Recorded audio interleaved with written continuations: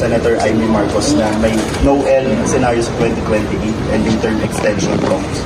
Unang-una, ang Pangulo, doon pa natin sinabi, lagi yan sumusunod sa batas.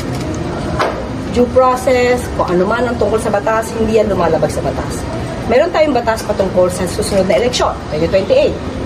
So, nakakasiguro tayo na ang Pangulo ay susunod sa batas. Ang tanungin nyo, kung si Senator Amy ba ay nakakasiguro na ang kanya sinasabi ay totoo, sa kanya inyo itanong. Thank you. Ano pa ba?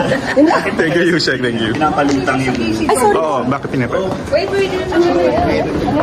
Why di... Saan kayo nanggagaling yun, Yusek?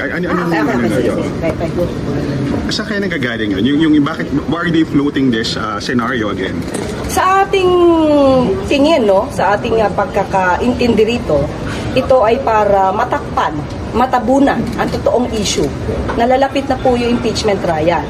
So alam naman natin kung ano yung gusto ni Senator Amy pagdating sa impeachment trial. Wala pang ang trial pero para meron na siyang judgment. And at the same time, para mapagtakpan kung ano nangyari talaga sa Senado.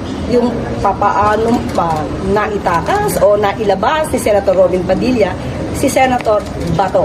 At kung paano na nagkaroon talaga ng putukan at sino ba talaga ang nagpasimula nito at kung sino ba talaga ang may nais na magkaroon ng ganitong klaseng gulo. Diversionary tactic. The way I see it, yes, oo. Diversionary tactic. Thank you. Thank you.